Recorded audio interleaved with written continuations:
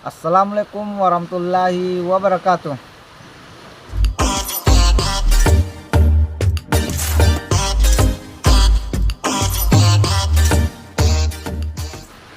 Halo para teman-teman, para youtuber dimanapun anda berada, semoga sehat selalu bersama keluarga.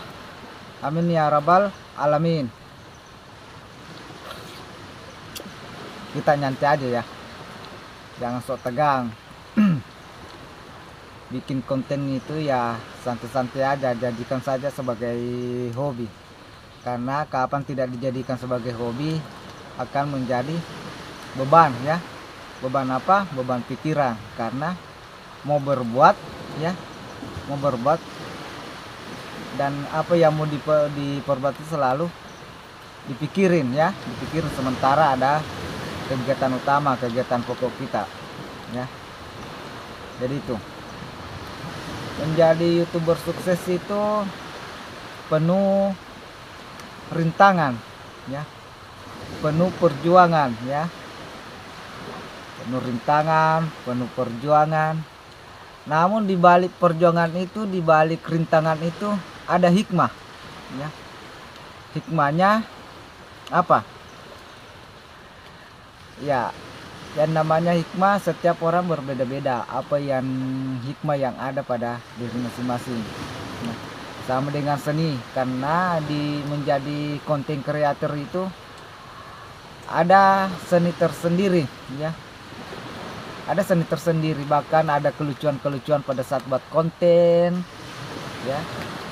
Dimana kita mau buat konten merasa malu-malu hingga buat kontennya sembunyi-sembunyi ya.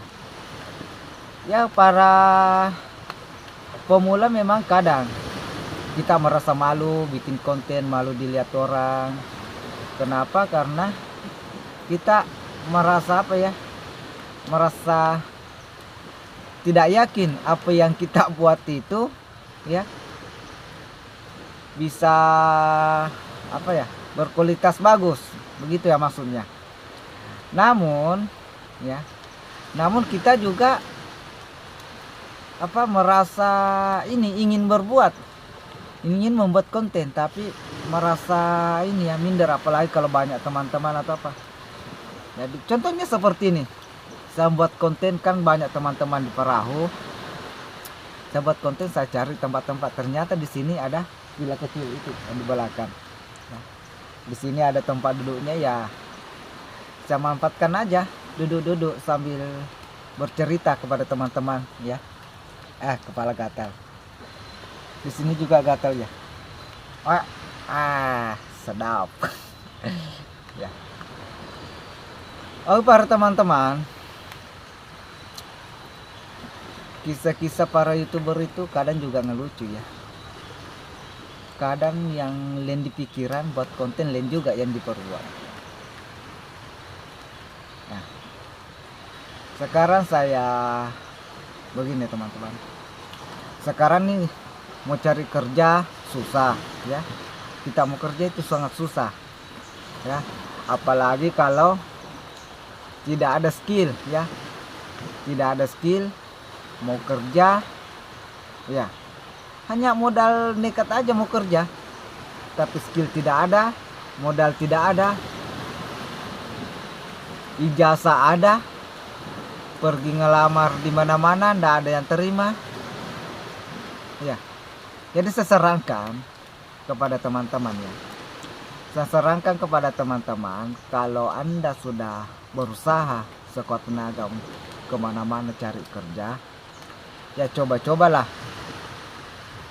menjadi youtuber ya. Walaupun misalnya kita selaku pemula itu apa, merasa kurang paham apa yang mau dilakukan menjadi youtuber pemula, tapi banyak ilmu ya di YouTube itu, segudang ilmu. Apa kira-kira yang anda mau cari yang tidak ada di sana? Di per-YouTubean itu banyak konten kreator yang senior Bahkan banyak ilmuwan di sana yang bisa memberikan pemaparan pemikirannya sama kita. Jadi kalau pusing misalnya mau buat konten tidak tahu, ya nonton di YouTube, cari dulu kira-kira apa yang mau diambil. Masalah edit video pun ya, menjadi editor video itu banyak juga tutorial yang bisa kita lihat di YouTube. Jadi di YouTube itu boleh dikata segudang ilmu yang ada di sana, tapi banyak juga yang kurang baiknya, karena ada juga yang bikin konten-konten ya mungkin kurang bermanfaat bagi teman-teman. Nah, sekarang saya berikan gambarannya. Misalnya ini kita bangun channel ini ya. Ibaratkan ini kita membangun channel, ibaratnya kita membangun suatu usaha. Ambillah misalnya usaha kecil-kecilan, usaha campuran. Ya. Usaha campuran. Sembako atau apa dan lain sebagainya. Nah, menjadi YouTuber itu pertama kan kita sudah punya HP ya. Dan di dalam HP ada Gmail.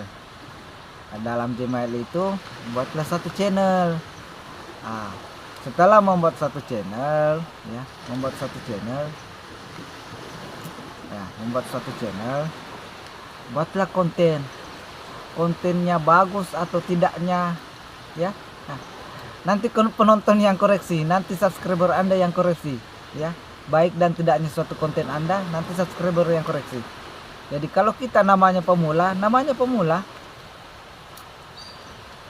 ya memang kalau kualitas kita selaku pemula itu memang agak jauh daripada senior ya. Kalau kualitas konten agak jauh, tapi ada juga pemula yang memang pemula tapi kontennya ya luar biasa, sangat berkualitas. Jadi jangan ragu untuk membuat konten. Nah, kalau di per-YouTubean itu ini kan ada HP, ada Gmail ya. Ada Gmail. Nah, ada channel. Nah, kalau kita selaku pengusaha itu bangun suatu toko, berarti kita bangun channel ya. Bangun suatu toko. Nah, berarti kita sebagai YouTuber membangun channel, kan begitu. Nah, para toko punya modal ya, isi semacam jualan di tokonya ya, jualan apalah, yang penting dia jualan di tokonya ya. Kita apa selaku YouTuber itu kita perbanyak konten, banyak upload ya, karena modal kita ya adalah yang kita jual itu adalah konten. Jual upload videonya itu ya, kontennya yang kita perbanyak, itulah yang menjadi modal utama kita. Kalau pengusaha, barang-barangnya yang untuk diisi tokonya itu dia modalnya untuk menjadikan cuan ya. Tapi kalau para pengusaha dia cepat dapatkan hasilnya, karena mungkin dia buka toko hari ini ya, mungkin hari itu juga ada yang beli. Nah, kalau kita selaku konten kreator sudah bangun channel, kembangkan channelnya, upload video. Jadi semakin banyak video, semakin bagus ya.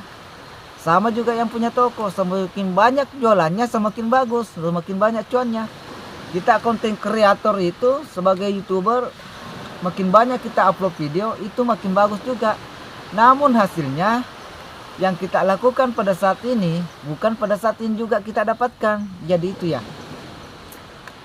Jadi misalnya mungkin di bulan-bulan berikutnya baru bisa kita dapatkan hasilnya, atau misalnya tahun depan baru bisa kita dapatkan hasilnya ya.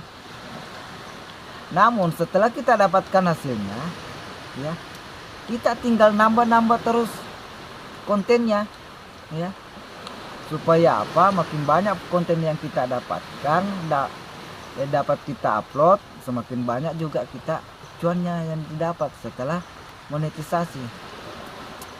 Nah, kalau suatu toko dia usaha toko misalnya, makin banyak jualannya makin banyak cuannya ya. Kalau kita makin banyak video makin banyak cuannya di masa yang akan datang ya. Dan sama halnya sebenarnya ini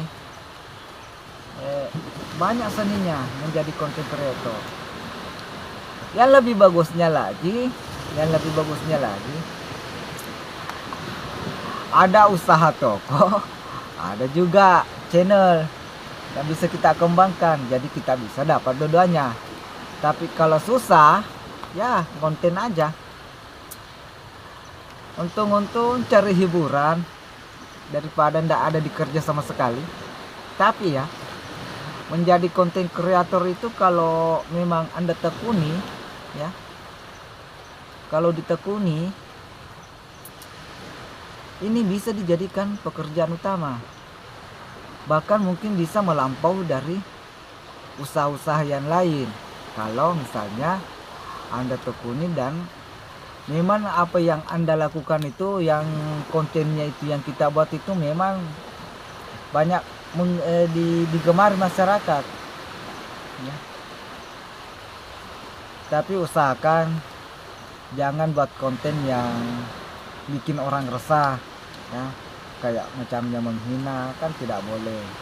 Carilah konten-konten yang bermanfaat ya, yang bermanfaat.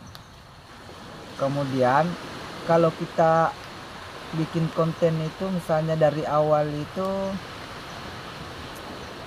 apa ya, sesuaikanlah dengan hobi yang ada supaya Anda tidak merasa terbebani dengan konten-konten yang mau dibuat. Contohnya misalnya Anda hobi mancing ya, bikinlah konten mancing. Misalnya ibu-ibu rumah tangga hobinya masak ya, bikinlah konten yang masak-masak begitu, sehingga tidak ada kendala untuk buat konten. Kenapa? Karena konten yang mau dibuat itu sesuai dengan hobi. Semua yang dilakukan kalau secara hati nurani memang ingin berbuat, tidak ada yang terasa berat. Namun kalau misalnya bukan hobi atau bukan apa, kita mau paksakan, itulah yang bikin sulit ya.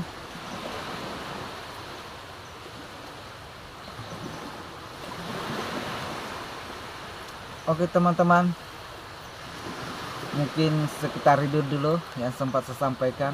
Semoga bermanfaat bagi kita semua. Cukup sekian. Wassalamualaikum warahmatullahi wabarakatuh.